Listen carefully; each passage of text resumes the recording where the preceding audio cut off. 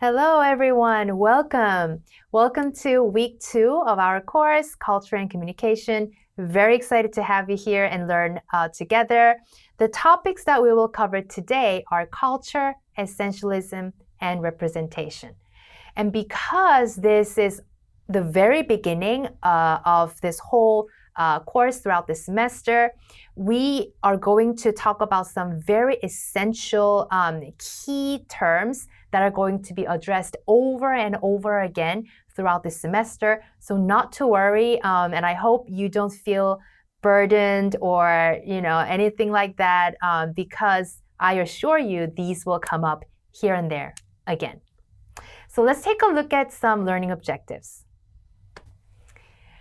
So by the end of today's lecture, you will be able to explain essentialist versus non-essentialist views of culture, analyze how culture is represented in different teaching materials, and you'll be able to identify potential issues in cultural teaching from an ICC, meaning Intercultural Communicative Competence lens.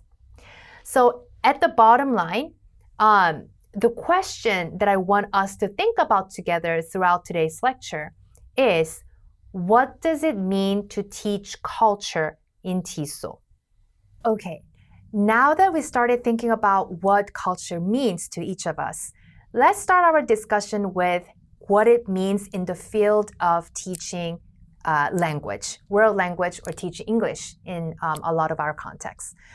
When it comes to the discussion of culture and culture teaching in foreign and/or second language education, various approaches have been introduced according to different disciplines. So as you can see on the slide, first one, Crumsh. According to Crumsh, the way of looking at culture in language study, in the field of language study, she approached it from modernist versus postmodernist perspective in looking at culture. We will get more into this in the later slides as I explain what each of this means.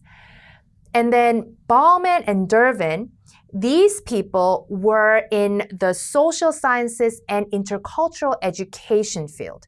And they looked at culture as solid or liquid entity. Lastly, from the field of intercultural communication, Holiday et al. Looked at culture from essentialist versus non-essentialist perspective. So as you can see, there are different disciplines and how they define culture, somewhat similar and somewhat different, as I will explain further in the next upcoming slides.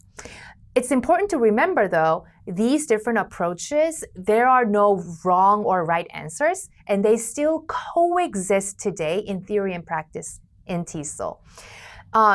I wanted to draw your attention first to the very first box, modernist and postmodernist, because it provides us a larger framework to introduce chronological overview of how culture has been reconceptualized and how its role has been approached in the field of language education. Now, food for thought. I wanted to end today's lecture with this following quote from our required reading, Lidicott et Crozet 2000, page 4. In an intercultural approach to language teaching, the teacher becomes the principal mediator between cultures.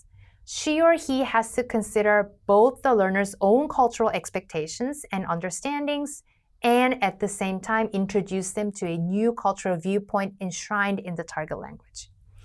This involves more than learning about the culture of the target language.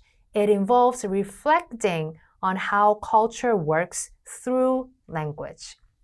I thought this is a beautiful quote to end today's lecture as you reflect on a different understanding, different viewpoints of how we understand culture and how the role of culture in language teaching as we continue our discussion throughout the course. I hope you had fun learning about culture and culture teaching in the field of TESOL, and I look forward to our next discussion. Bye!